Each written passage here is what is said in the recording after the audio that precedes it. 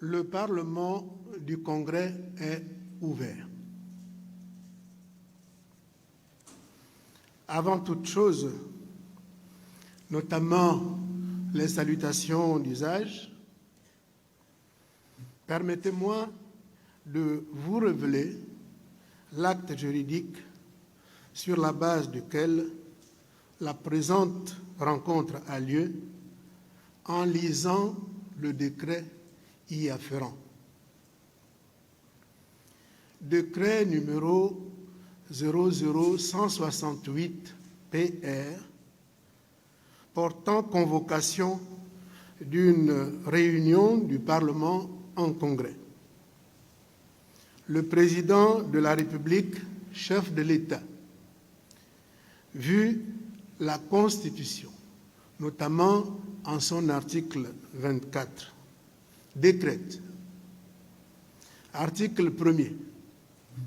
Conformément à l'article 24 de la Constitution, une réunion du Parlement en congrès est convoquée le 25 juin 2021 à 10 heures. Article 2. Le Parlement se réunira en congrès sur l'ordre du jour suivant. Communication du président de la République. Article 3. Le présent décret, qui prend effet à compter de sa date de signature, sera enregistré, publié selon la procédure d'urgence et communiqué partout où besoin sera. Libreville, le 21 juin 2021, par le président de la République, chef de l'État. Excellences, Monsieur le Président de la République, chef de l'État, Madame le Premier ministre, chef du gouvernement, Mesdames et Messieurs les membres du gouvernement, distingués invités, Mesdames, Messieurs, au nom de Madame la Présidente du Sénat, ici présente, de l'ensemble des députés de la 13e législature de l'Assemblée nationale et des sénateurs de la 5e législature du Sénat, l'honneur m'échoit, en ma qualité de président du Congrès, que me confère l'article 2 du règlement du Congrès, de vous souhaiter la bienvenue à la Maison du Peuple. Ce magnifique hémicycle, flambant neuf, qui nous accueille majestueusement, vient de renaître de ses cendres et nous avons le plaisir de nous y installer pour la première fois. Monsieur le Président de la République, le hasard a voulu que l'inauguration de cet hémicycle coïncida avec votre première communication au Congrès du Parlement depuis le début de votre second mandat à la tête du Gabon, au lendemain des événements préjudiciables d'août 2016. Ce symbole ne saurait en occulter un autre, à savoir que cette cérémonie à l'Assemblée nationale correspond à votre première apparition en présentiel à la Maison du Peuple depuis le malheureux événement survenu le 24 octobre 2018. De surcroît, c'est un immense plaisir pour nous de retrouver un ancien collègue député qui n'ignore rien des arcanes du Parlement, voire des péripéties des parlementaires. Aussi, voudrions-nous, à l'unisson, sénateurs et députés, traduire notre joie et celle des citoyens républicains que nous représentons au sein des deux chambres du Parlement par une grande ovation. Debout, s'il vous plaît.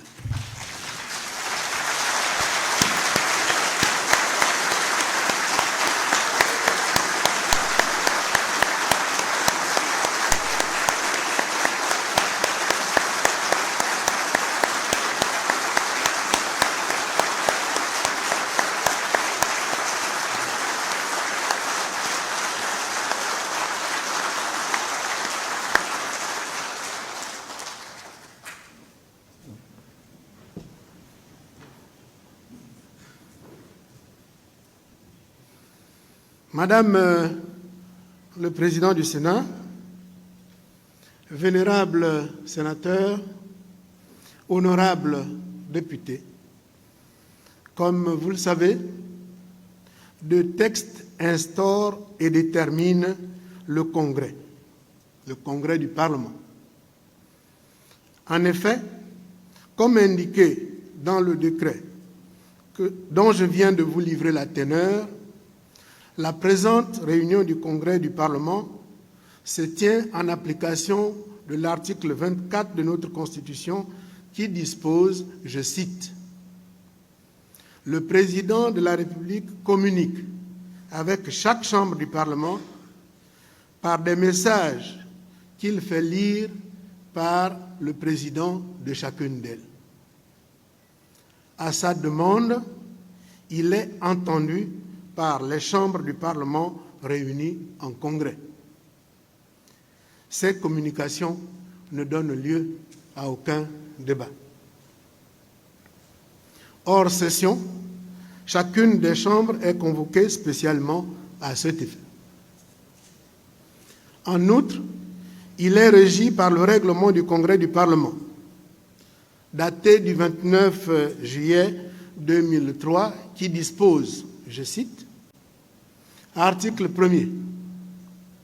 Le Congrès s'est réuni à la date indiquée dans le décret du Président de la République, convoquant le Parlement en Congrès. Article 2. Le bureau du Congrès est celui de l'Assemblée nationale. Article 9. Enfin, l'ordre du jour du Congrès est fixé par décret du Président de la République convoquant le Parlement en Congrès. Conformément à l'article 3 du dit décret, l'ordre du jour comporte un point unique, à savoir communication du Président de la République, chef de l'État. Aussi, invitons-nous très respectueusement Monsieur le Président de la République à livrer sa communication au Congrès ici réuni. Monsieur le Président de la République, veuillez avancer et prendre la parole devant ce Congrès.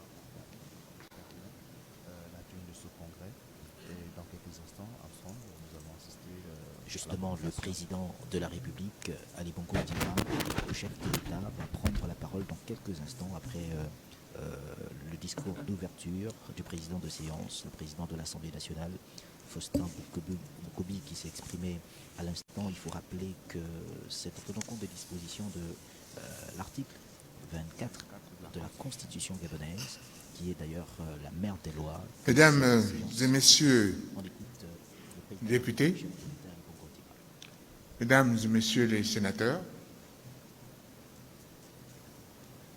conformément à la Constitution gabonaise qui donne à son article 24 le droit au président de la République de s'exprimer devant vous, la représentation nationale, je voudrais en ce jour m'adresser à vous. Issu du suffrage universel direct et indirect, vous êtes l'expression et l'incarnation de la volonté nationale, la voix légitime, reconnue et acceptée de l'ensemble des Gabonaises et des Gabonais qui vous ont élus.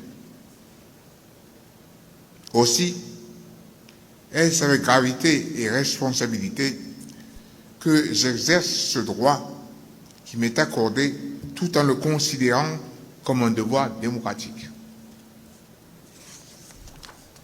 Chers parlementaires, comme vous le savez, ces dernières années, notre pays a connu des moments difficiles, éprouvants. Toutefois, dans la tempête et la tourmente, que ce soit au niveau de l'exécutif, du législatif, du judiciaire, nos institutions n'ont jamais vacillé. Elles ont démontré aux yeux de tous leur solidité, mais également leur capacité d'adaptation et de résilience. En effet, pour exister, fonctionner, se projeter dans la durée, une démocratie ne doit pas s'enfermer dans un carcan rigide, mais accepter de considérer les nouvelles donnes qui surgissent dans un environnement en constante mutation et apporter de véritables réponses aux questions sociétales qui se posent. C'est ainsi que, tirant les leçons des événements passés et convaincu que gouverner, c'est prévoir, vous avez procédé au mois de décembre dernier aux nécessaires ajustements avec pour seul objectif de consolider notre édifice constitutionnel, de le rendre plus efficace, plus démocratique. Certains points ont été précisés, circonscrits, clairement énoncés par le législateur afin qu'ils ne soient point l'objet de multiples interprétations ni de contestations. Cela concerne notamment la réglementation en cas d'empêchement temporaire ou définitif du président de la République ou de vacance du pouvoir, ou encore la responsabilité pénale du chef de l'État qui, bien que protégé dans l'exercice de ses fonctions, ne bénéficie pas d'une impunité absolue. D'autres points ont été intégrés. Ainsi, la possibilité désormais offerte au président de la République de nommer 15 sénateurs sur 52 afin de donner l'opportunité à des hommes et à des femmes aux compétences confirmées et reconnues de contribuer valablement à l'édification et à l'affermissement de notre démocratie. Cette initiative nécessite des dignes représentants du pouvoir législatif que vous êtes, du discernement, de la clairvoyance, de la sagesse. Aussi, voudrais-je vous exprimer mes vives félicitations.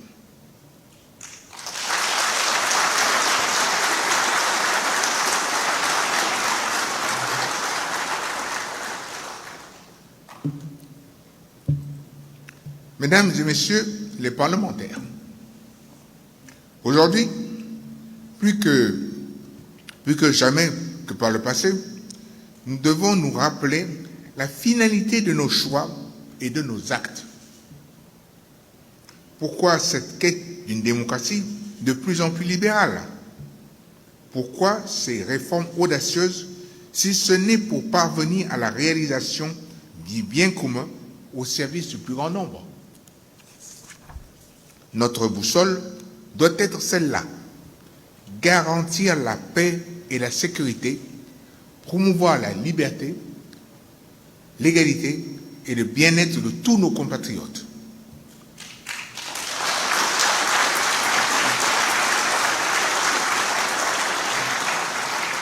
La sécurité est la première des libertés. La sécurité résulte de la paix. Cette paix, nous devons tout faire pour la préserver jalousement. Sur le plan extérieur, nous pouvons nous réjouir de la récente élection de notre pays au siège de membres non permanents du Conseil de sécurité de l'ONU.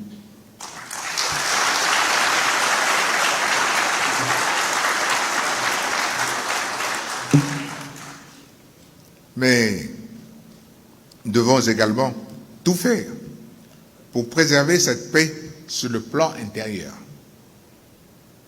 Une paix qui fait partie de notre histoire politique et qui manque parfois cruellement ailleurs en Afrique. Cela s'appelle la concorde civile, le vivre ensemble. Elle est le fruit d'une démocratie apaisée où nos concitoyens se sentent légitimement représentés à travers leurs élus, vous et moi. À cet égard, je salue la réouverture du Palais Léon-Mba. Tel un phénix, il renaît de ses cendres. C'est la preuve que si l'on peut s'en prendre à un bâtiment, on ne peut attenter à une idée, a fortiori à un idéal. Que chacun se le dise, la démocratie au Gabon, elle est sacrée.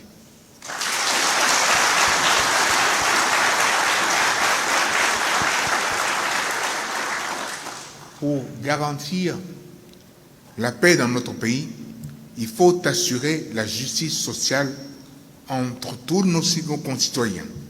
Cette justice sociale porte un nom, l'égalité. Le programme Gabon Égalité, qui comprend une composante législative, en est une parfaite incarnation car il vise à rendre notre société plus juste, plus équitable, plus protectrice envers les personnes faibles et vulnérables. C'est tout le sens des 3 projets de loi adoptés en mars dernier par le gouvernement afin d'intensifier la lutte contre les violences faites aux femmes et garantir efficacement et durablement l'égalité en droit et dans les faits entre les femmes et les hommes.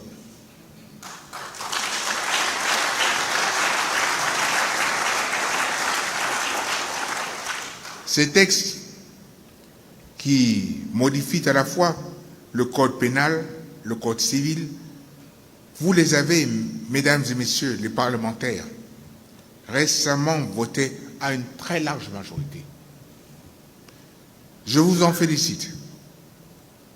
Vous en êtes approprié l'esprit et la lettre. Vous avez su saisir cette opportunité historique, opportunité d'aménager la société gabonaise à faire un pas de géant, à s'arrimer à la modernité tout en préservant ses traditions et son socle culturel.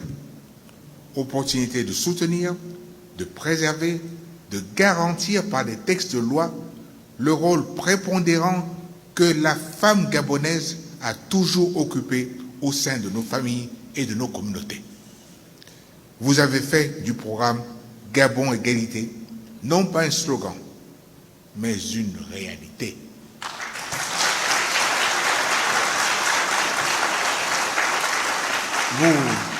Vous pouvez en être fiers. Mesdames et messieurs, légiférer, tout comme gouverner, c'est prendre conscience non seulement de ses droits, mais aussi de ses responsabilités et de ses devoirs.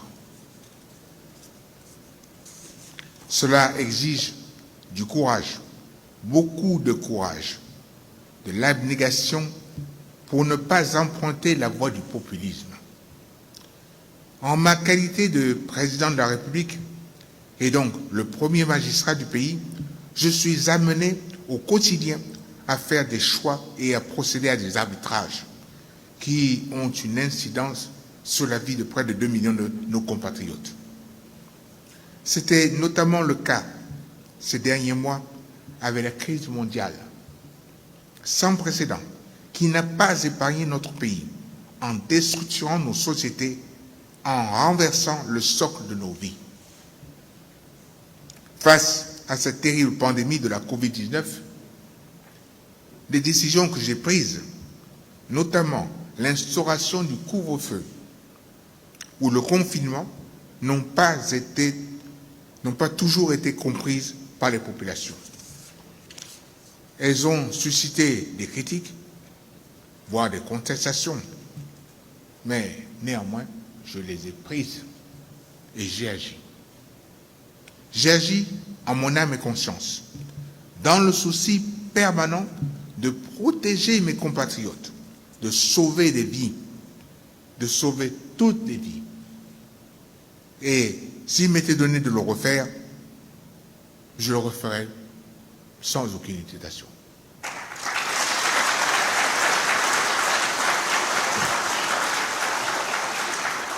En effet, c'est grâce à ces choix douloureux, à notre sens de responsabilité et de solidarité que notre pays a été mieux protégé que beaucoup d'autres. Nous pouvons nous en féliciter. Le Gabon est cité comme une référence sur le continent pour sa gestion rigoureuse de la crise sanitaire, pour sa capacité à tester, à soigner et maintenant à vacciner.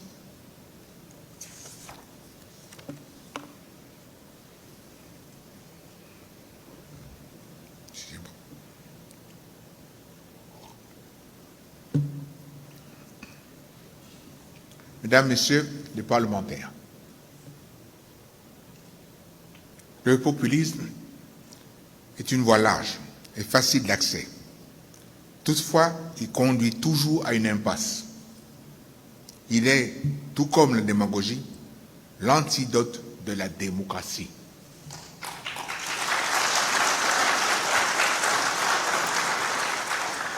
Aussi, voudrais-je vous rappeler, si besoin est, que dans ce temps de la loi, seul l'intérêt supérieur de la nation doit primer. Et en votre qualité d'élu du peuple, vous avez l'honneur de légiférer, de façonner le cadre juridique qui permet la vie en société. Vous avez également un devoir de responsabilité, ne le perdez jamais de vue. Par vos votes, vous pouvez impacter positivement ou non le cours d'une vie, la préserver ou non, des abus de toutes sortes, la sauver ou la condamner. Vous pouvez permettre à nos mères, nos épouses, nos filles d'avoir des opportunités égales à celles des hommes. C'est l'essence même des propositions faites dans le cadre du programme Gabon Égalité. Et il en va de l'intérêt général dans notre pays. Oui, vous avez devant vous une opportunité historique d'engager résolument notre pays dans une voie plus ambitieuse, plus prometteuse, plus équitable, par les réformes législatives et sociétales, mais aussi par l'adoption des stratégies qui favorisent une croissance endogène et durable. Aussi, ainsi, dans toutes les mesures que nous avons prises, toutes les actions que nous avons menées participent à cette ferme et unique volonté de promouvoir le bien-être collectif et de favoriser l'émergence d'une société gabonaise plus humaniste, plus solidaire. Il s'agit pour nous, aujourd'hui, d'intensifier et d'accélérer les mécanismes déjà amorcés, notamment grâce au plan d'accélération de la transformation qui a été présenté en début d'année. Il est primordial de diversifier notre économie, de créer davantage de valeur ajoutée localement, de réduire les importations et notre dépendance de l'extraction des matières premières. Nous devons également revoir notre système de formation pour mieux l'adapter aux exigences actuelles et favoriser une meilleure répartition des richesses tout en alliant le respect de l'environnement et le développement socio-économique. Un autre défi est de renforcer, d'améliorer notre dispositif de santé. sur l'ensemble du territoire et de pérenniser la solidarité entre les générations. Envers nos aînés, avec la consolidation du système de retraite, envers les jeunes, avec des bourses étudiantes, envers les personnes malades et les plus vulnérables, avec l'assurance maladie. Chers députés, chers sénateurs,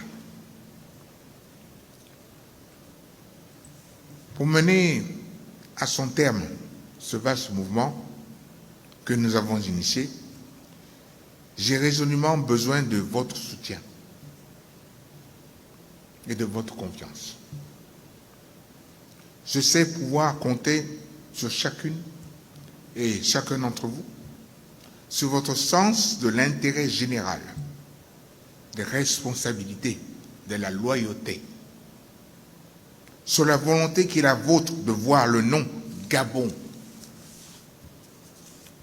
qui est inscrit sur la scène continentale et internationale comme un modèle à suivre.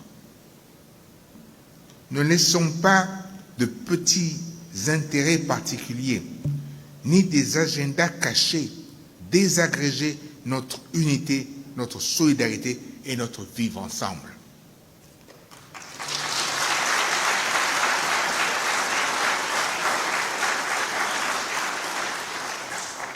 Que Dieu vous bénisse, que Dieu vous bénisse et qu'il bénisse le Gabon.